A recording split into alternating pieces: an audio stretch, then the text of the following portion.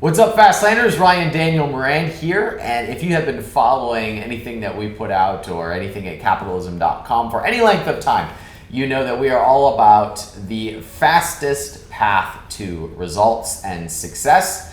And in my experience, one of the reasons we've been able to create so many successful stories with physical products brands is because of one man, this guy right here, Casey Goss, who has helped create a whole bunch of success stories because of their strategy for ranking on Amazon and helping to create really successful brands. So thanks for all you do in the world, Casey. Thanks so much, Ryan. So explain for a little bit, for those of you who don't know who you are or the overall strategy, how it is that you're able to manufacture results from the cloud. Yeah. So, I would say that probably our biggest advantage is just our perspective on the space, right? So we've worked with a little over 5,500 brands to date in a big range of different capacities, right? And so that gives us a really good perspective. So we're doing everything from helping people with sourcing their products, or helping to understand what does this market look like, what products should I be getting into, how profitable will it be when I do.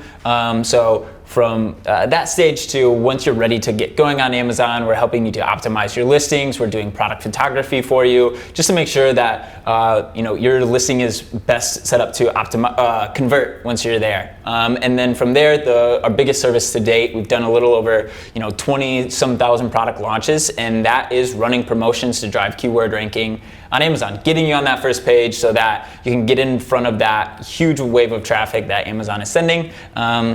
That's pretty much it. I think that the model, whether you use Viral Launch or you use your own list, the whole model for years has been how many sales can you generate in a short amount of time so that Amazon rewards you and sees you as an established brand and ranks you for keywords, and then you can ride that momentum and that cash flow to build out the rest of your product line, to diversify to other channels, to spend money on advertising. But the kickstart, one of the first parts of the process is being able to drive sales as quickly as possible. Even when I was sitting down with Tom Bilyeu, the founder of Quest, they built their business on giving away as much product as possible. This was before these strategies existed, and now we're more sophisticated and we can build $1 million brands even faster by using similar strategies with Amazon. And your entire business is kind of built on the backbone of, we can automate that for you. Yeah. The question that comes up often is like, what is the critical mass point?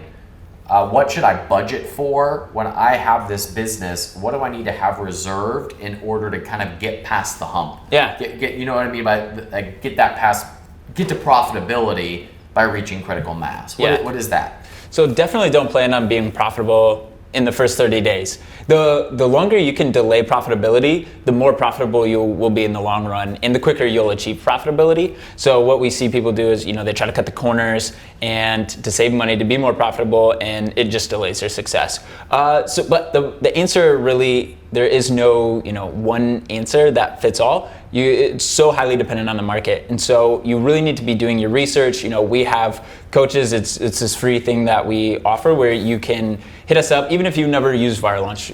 We just like to help people. So you can hit us up, say, hey, I'm selling this widget. Here's my brand, whatever. What is it going to take for me to have success? How many units do I need to order in this initial run so that I can be successful right off the bat? And we'll help dissect your market, tell you what you need to do and how to plan accordingly. So I can't give you any one piece of advice. The biggest advice is don't cut corners and be willing to be aggressive, because if you're not, your competitors are, and you're just losing. One of the things I learned early in this business was that you should never count anyone out. And this was teaching entrepreneurs for as long as I have been teaching entrepreneurs. Part of me gets cynical when you put a lot of effort into coaching someone or helping someone and they don't do anything with what you teach them. Yeah. And what I learned once I got into this world and started seeing a lot of success personally and with my students was that the model was predictable enough to where I couldn't, it would be silly for me to count anyone out. And I had this shift when someone who later said to me, he's like, Ryan, I'm a truck driver. I don't get any of this stuff. So you're gonna have to make this real simple for me. And he went on to build a super successful business, and I felt so proud. So what has what business, either idea or person, has surprised you the most that started off and in most cases people wouldn't give them a shot? They worked with one of your coaches or one of your services and they created a really successful business. Does anyone come to mind? Yeah, so, definitely people are He skeptical. says Ryan Daniel Moran. This one guy who knew nothing about business started using our service. No, you guys were already doing pretty well. But yeah, there's this one particular client that they just continue to come back with a million different questions. They have to have, their handheld, and they're so skeptical of, the model that we teach or what we're trying to coach people through. Will it work? Yeah, exactly. But finally we convince them to, sometimes it's like the most critical or skeptical people end up, being your best fans, which ends up being pretty cool. But so this guy was, insanely skeptical for his product, but he happened to be in the right market at the right time. And we're like, no, you need to push. And finally, he ran a promotion, page one in his first 5 days. He was selling 85 units a day organically. Right off after that launch. It's like a brand new product, just because it's not like this happens every time. He was just in the right market at the right time. And finally, had he continued to question us, I feel like for the next 2 weeks, he would have missed the big wave. So, yeah. It seems like the trend right now, my strategy has always been to build brands and build sellable brands. But what I'm noticing for people who are new to this game and might not be thinking as long-term or strategically as I now think, is that they're looking for small niche markets, or they're looking for kind of pockets in markets. I would call them very specialized brands that target a very specific person. But I'm always surprised that even for as long as we've been talking about Amazon, there are still people who are finding small niches that are untapped. Yeah. So I've asked you this publicly in the past. I just want you to reiterate: are those markets still available? Oh yeah. And how do you find them? Yeah. So we actually want to do a study to quantify how many available niches there are, because there are so many. Like you said, we still have so many people saying, "Oh, Amazon's dead," or "It's so saturated, there's no opportunity." But there's still so much opportunity. So how do you find them? Really, it comes down to just putting in the work, putting in the time. Again, if you're cutting corners, it comes to bite you. And we see so many people that don't want to put in the work, and they go source the vitamin C serum or the Grill Brush because everybody else did, right? And then they don't have success. But yeah, really one tip is looking for those, ancillary products, right? So if I want to sell a drone, looking at drones, don't look at selling the drone, but think about the accessories that go along with it. Walking through any retail store and having those ideas, and then just going and looking at the market in Amazon. What is the opportunity? The biggest thing that we coach on looking at is looking at the sales to review ratio. We call it the ROI metric, because reviews are generally the barrier to entry in a particular market. So if everybody on page one has 1,000 reviews, well, then you need relatively close to 1,000 reviews to hit market potential for sales. And so anyways, if you can find markets where that sales to review ratio is 2 to 3 or 5 to 10, you found yourself a gold mine. So, and in those smaller markets, typically there aren't very many reviews because sellers aren't going after those sexy, unsexy markets. And that's where your opportunity is to come in and really kill it. Yeah, the other thing that people don't talk about is that there are always new trends. There are always new markets. Yeah. There are always cycles. There are always new products that come out. And my first product ever was one that I saw everywhere in retail stores and advertised all over the internet, and there was very little competition on Amazon. It was exactly what you're outlining. Built a multi-million-dollar business that I then sold for many, many millions of dollars. So that was an emerging trend that I was ahead of. And if I was just looking at the Amazon data, I'd be like, there's no money here. Yeah. But because you could see the trend by doing some basic market research, you could see that there was a market there. Yeah. And those are always happening. There's always something else coming. So if you use the tools that are at Viral Launch, or you're looking at the overall strategy, you can take advantage of those opportunities as they become available. Yeah, I completely agree.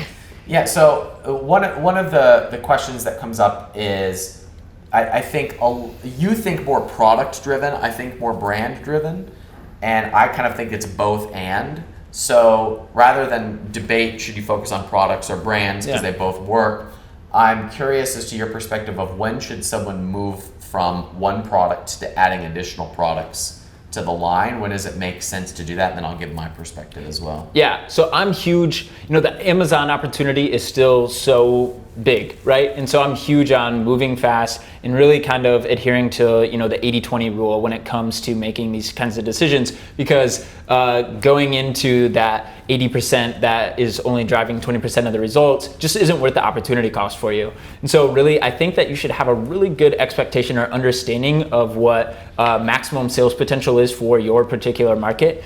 For some people's markets, it may be 5 sales a day. For some people's markets, it may be 1,000 sales a day. And you really need to understand that because once you have the system in place, or your product is through the process and it's near maximum sales potential or 80% of maximum sales potential, that's when you need to shift your focus on to sourcing other products or getting into these other markets. And if you have a team, ideally you have people going through all stages simultaneously, so you can launch as many products as possible. So we see so many people dwell on, maximum sales potential is 100 sales a day and they're at 80, and they're just spending months and months trying to get that last mile, last 20, and it's just not worth it, because you could launch another product in that same amount of time and get that 80% again. So yeah, I have found that new products are the thing that have the highest ROI.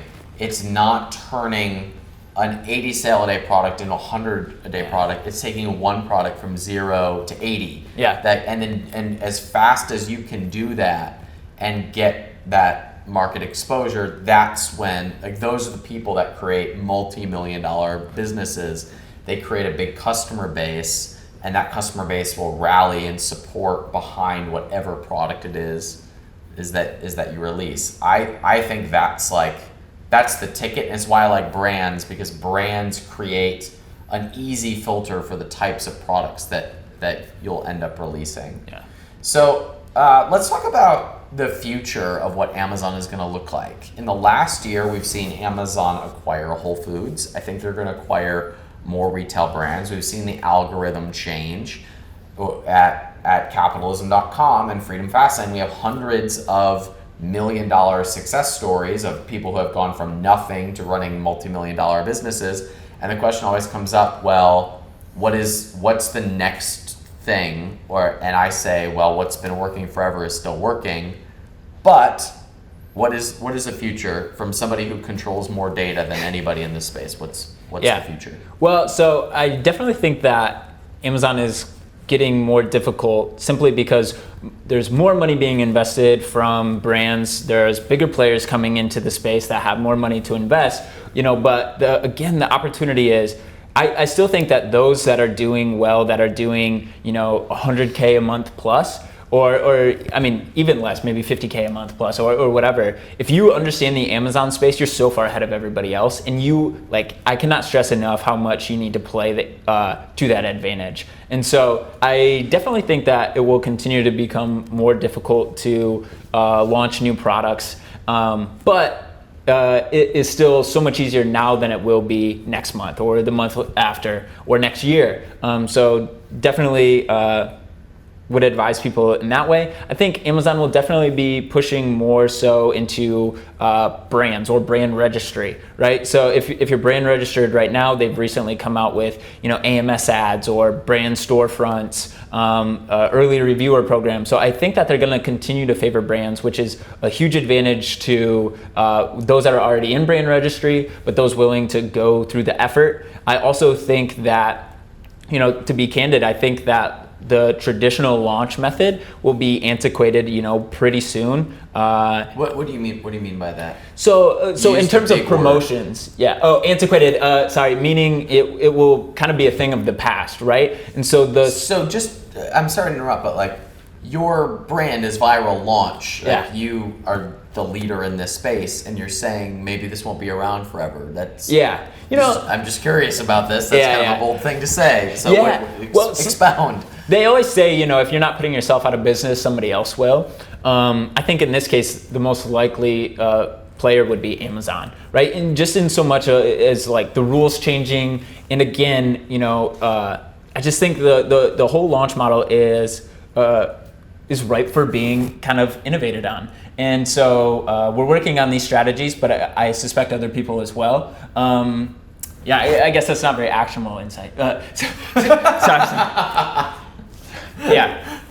Well, what do you think is going to be if this is not going to be around forever? Meaning this particular marketing strategy Yeah. may lose some value in the future. Do you have any? If we're going to speculate on that, let's speculate about what might replace it.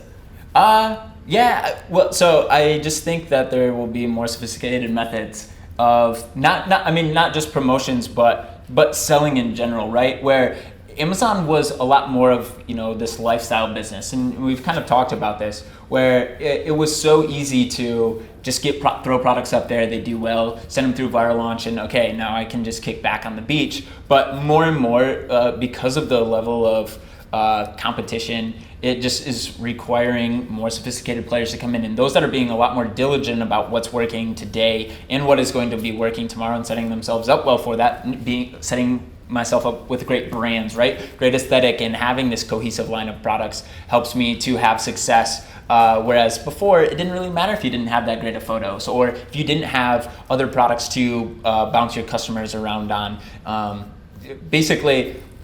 All this to say, I think what's working now will be amplified more and more as competition continues to increase. But I think that things like giveaways will lose some of their effectiveness. Interesting. So my perspective, my prediction is I think we're going to see more specialization, particularly in brands. Now, of course, to a man with a hammer, everything looks like a nail. I'm a brand guy. I think having a scalable, sellable brand is the way that you build a really successful business quickly. It's why we teach that inside the Brand Builder Bootcamp, why I think we have so many multi-million-dollar success stories. But the example that comes to mind is like a micro brand, or going really small or specializes. There's a member of our Backroom Mastermind, which is a group of people doing 7 figures on their way to 10 or above. We work on getting them ready for sales. They can have a multi-million-dollar exit. We help them do roll-ups to increase their valuation. His name is Andy, and he sells knives to video gamers. That is a very specific market. Yeah. And you would not think of that as a huge business. But because he goes after such a small, rabid fan base, we would call it small in comparison to vitamin C serum. Yeah. But because it's a small crowd, price and profit margins are higher, brand loyalty is higher, the amount of the market that he can control is higher, and so he has a multi-million-dollar business selling something that doesn't meet the traditional criteria. Yeah. My first business did not meet the criteria of a Amazon business, which is why I hate that term. But when you focus on a group of people, and if you're going after a smaller market, like we're talking about these small niche markets, you don't need to rely on hacks as much to be able to win the game. And I think that is just smart business. Do you have any secret pockets of the market that you track? For example, I like to look at really expensive products in expensive markets because most people are not willing to put in the work to get through those barriers to entry. So I like to track those markets. Are there any pockets that you like to look at? Yeah, the pockets that I generally tend towards are those that have really pretty low sales volume, at least from the perspective of bigger sellers, right? Generally, for a bigger seller, if it's worth their time, they want to be selling, at least 3 to 10,000 units a month or something, right? So I really am actually a fan of these markets that are selling kind of irrespective of the price. So the price doesn't matter so much, where they're selling 500 units or less, actually, because the probability of a large seller coming into that small of a market is low, right? So you're kind of flying under the radar, and you don't have to put that much effort into pushing it to success. And so you basically, get to enjoy, maybe it's small sales, but you can just go launch 10 products that are selling 300 units a month, and now you're selling 3,000 units a month. Right? And so just, I have a friend, they do just under 30 million a year just playing that game of really small products. Yeah, they have thousands of SKUs. 30 million is a large amount. Yeah. Yeah. Okay. Yeah. Just checking. Yeah. Yeah. But they just play that game. They fly under the radar, and so they don't have like these fires happening at a SKU level, right? Or if Amazon suspends a product, they don't lose that much, right? Do they want to be suspended? No. Does it happen much? But I am a huge fan of that model. Man, I'm just always so surprised at how entrepreneurs find a way to make a buck. And is there you said irrespective of price? Yeah. Do you mean that profits, like the prices are higher, or you mean they don't discriminate? They don't discriminate. So any kind of micro or smaller market that they just find an opportunity and they will go into. Yep. Yeah. That's really interesting. Just selfishly, I want to ask you about expensive products because that's something that I find interesting. When you're looking, something like I'll just say paddle boards. Paddle boards can be they're hard to ship, harder to source, harder to test, big barrier to entry. You're not going to have nearly as many people blasting. You're not going to have nearly as many people. You're going to have more brands and less aggressive people in that, right? For sure. So how does that change the strategy? Because giving away products for $1 or $5 or even $10, it's much more expensive to do that because your cost of goods is much higher. How does the strategy change in that scenario? So it depends. So typically, yes, right? Whereas it doesn't make sense to run a promotion because you are just going to be spending an insane amount of money. It depends on, what is the sales volume. Let's say it's a very expensive, very large item, but sales volume is, 5,000, 10,000 units a month or even 3,000 units a month. Well, that's a lot of sales to go and compete with. That's 100 sales a day. That if you're running a promotion, well, that's 700 units that you have to give away at a discounted price. So typically the answer would be don't run promotions, right? But in some scenarios, it does make sense. And if we can sell your paddleboard through our audience at your break-even cost, well, then that's fine. That's huge. Yeah.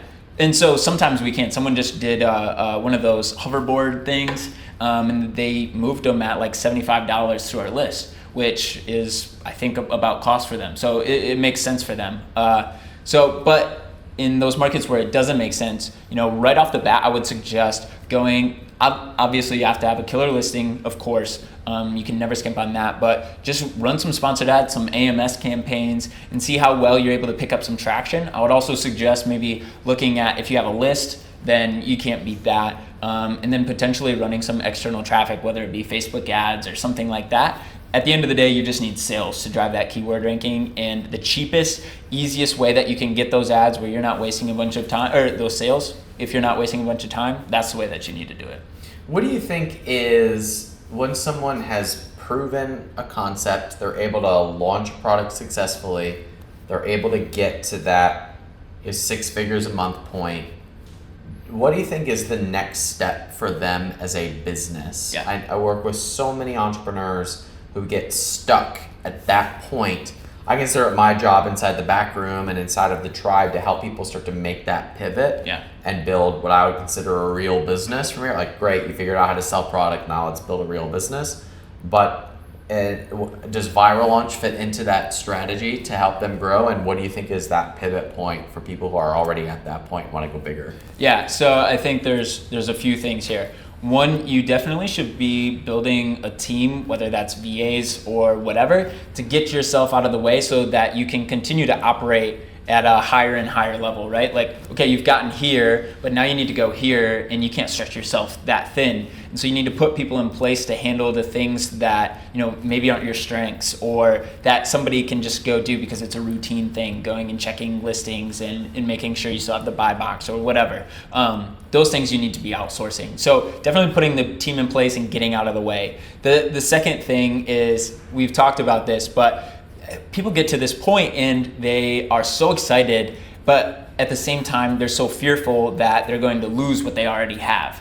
And so they spend so much time trying to protect what they have that they end up losing, market share in Amazon, and they really stop, or they really lose, kind of that steam that they have forward. And so I think the biggest answer is to launch more products, right? Like, people forget how they got to where they are, and the way they got to where they are is from launching products. And through this process, they already know how to do it. If you're selling $100,000 a month plus in sales, you know how to launch products on Amazon, right? So just do that more. If you have 6 products, launch 6 more products, and now you're at 200K or whatever. Well, I totally agree, but I also see the other side where people run into a point where they then become the bottleneck because they can only handle so many products. What do you say to somebody in that situation? Well, so would the answer of building a team help to solve that? I mean, that's usually my answer.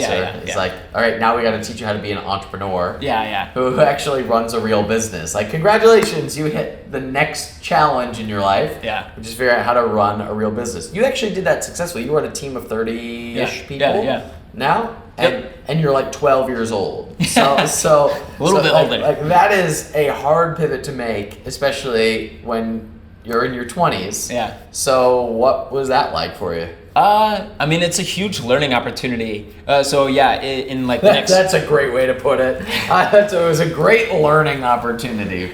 I'm really passionate about learning. So, I aspire, like everybody else that's an entrepreneur, to have, this huge business someday, right? And to do that, you have to learn a lot. You have to have a team to get there. So I'm excited to learn, what is it like to have 10 people? What is it like to have 20 people in office? All these things, because that means I'm that much closer to that big business that I want to have, right? So that's why it's cool from a learning perspective. But, for the most part, it's been pretty cool. We're at a really pivotal point. So like you said, in the next 2 to 4 weeks, we'll have 35 people, and we've kind of begun hiring adults, I like to say. So people that have worked at, some Fortune 500s that have, 15 years of experience or whatever, and they know how to do this. They know how to, scale an engineering team or a product team or manage HR or whatever. So that's where there's a lot of learning, and I'm excited to learn from them as well. It's been cool for the most part, it's like, okay, we need someone to write listings for people. Okay, well, so we'll hire someone that knows how to write listings or is a good copywriter. And then, now that person's too busy. Now we'll hire another one. Okay, now we'll hire another one. So that's been pretty simple. But hiring for looking ahead, I think, so versus defensive, we have all these customer emails coming in, so now we need to hire another coach or another customer success person. That's pretty straightforward, but when it comes to I want to hire a director of marketing or whatever, well, if I'm not a marketer, which I'm not, that becomes that much more difficult because now I need to hire somebody that isn't similar to myself or doesn't have necessarily this very specific skill set, right? Shooting photos, that's pretty straightforward. So that's been huge on learning, and I think the big thing is just protecting your culture initially, because if you have someone that may do the job well, but is terrible for the team, that's scary for everybody involved. So But I'm amazed you talk about this like it's not a big deal, but this is your first real success as an entrepreneur, and you've scaled to 30 people and have a real culture. Like, how? I mean, I have not built a team that big. I have not made that pivot. So what are you doing that myself and other entrepreneurs in my situation are not figuring out? Maybe I just like to really plan ahead for success, right? So maybe we don't need a director of engineering right now, but he's going to help us down the road. So I don't know. I'm huge. But you've done this. You haven't raised capital, right? No. And you've remained profitable. Yeah. And you've maintained a culture and hired all these people. This does not happen, Casey. So I appreciate it. What are you doing? Helping people. I guess that's the answer, right? Is that's the one thing that everybody on the team kind of engenders, and that I'm really passionate about is just helping people. There's all these quotes. I don't have one off the top of my head, but if you help enough people, there's this quote: if you help enough people, then you'll get what they want. Then one day you'll get what you want. And I don't know who said that, but anyways, we're really passionate about helping people, and I think because we are helping people, and sometimes to such a big degree, right? Like we have all these case studies where in the first 3 months you go from nothing to 85K a month or something, right? So in significant ways, I guess the money comes in from that or something. But I know a lot of people who get to maybe 7 or 8 people, and then their lives are completely monopolized of just managing other people. Yeah. You just seem to have cruised through that stage and gone to like middle management, and now you're hiring C-level people. Yeah. How'd you cruise through that so easily? I think maybe part of it is just making sure we're hiring people that are good at managing themselves, and then setting up a good structure of them reporting to you, and then putting someone that is like, this girl is really great at copywriting, and she is very organized. Okay, now you're the lead copywriter. So then all the other copywriters report to her. She reports to me. But I still try to have like a good relationship with all the copywriters, because again, I think culture and having a team that's really excited about the vision. On board. So at first you're hiring for skill to create a service, and then more people to support them, and the leading person on that team starts to emerge. They become the team lead, and now you have your direct reports sort of emerging. Like, I like the safe bet, right? So it's very intimidating for me to hire someone to be a manager from outside, because I don't know if you're good at managing the team, if you're going to work well with me and the people there. And also, I think you really need to understand the perspective of the people you're managing, and who's better to understand that perspective than someone that's been doing it for a while. And so a lot of people we kind of raise up. So this guy's killing it as a coach. Okay, now you're the lead coach. And so and that's cool, because then we want to be the launch pad to success, both for our clients and people internally. And so we give people this opportunity to like come in at the ground level, or at whatever level, but then become whatever it is they aspire to become. And so they're going to work so much harder, and they're really going to put forth their effort, but they're going to be really responsible. So there's a lot less management on my end. Yeah, I think the lesson here for entrepreneurs who are running 6-figure businesses is at some point to go from 6 figures a month to 7 figures a month. If you want to make that pivot, is you have to have support, and most people don't get out of their way. You got out of your way and got people to really help you build this vision. Yeah. And most entrepreneurs don't make that transition because they're so attached to the money in the bank, which I think is smart for a while, and then you have to make that pivot. And what I'm hearing you say is you hired for skill, and then this most skilled person emerged, and that's a model that I think physical product owners and internet entrepreneurs can follow, where they're starting to get things off their plate so that they can continue doing the things that produce the greatest ROI, and the best people emerge, and those become the people that build the rest of the team. It's really a bottom-up structure. Yeah, you should be looking at hiring someone as like an upgrade, right? Now I have somebody that can do this thing. Now I can do so much more. Yeah, I get really excited about that. Yeah, good. Well, I mean, I think we so forget that there's an ROI on our time and our energy, and that by you focusing on the right things, it's the only way that a business really grows. Oh yeah. Well, Casey, you have changed so many people's lives, including my own. I'm proud to have been part of your journey. I was hearing about the business from the infant stages, and you've blown everybody's expectations out of the water, both in the business success and also the impact you've had in all these entrepreneurs. I obviously believe that entrepreneurs are the solution to all the world's greatest problems. We need as many entrepreneurs as possible, and you have created a lot of them. So thanks for what you do in the world, man. I appreciate you. Thank you. Hey, if you run a physical products brand, or you have been listening to us talk, or you listen to me talk about this model for any length of time, and you're ready to quit kidding around and get off the sidelines, then you can head over to Viral Launch and get both the support and all the services that will help you do that. Plus, our training is called the Brand Builder Bootcamp, which will show you how to identify who your market is, what your products are going to be, how to take them to Amazon. We're going to recommend that you use Viral Launch to kickstart your product promotions and get you to the level that you want to be as quickly as possible. So if you are wanting to follow that model or you know somebody who is, please share this video with someone who you know wants to be an entrepreneur or wants to get their business off the ground. Casey Goss, thanks for hanging out with us. Thanks so much, man.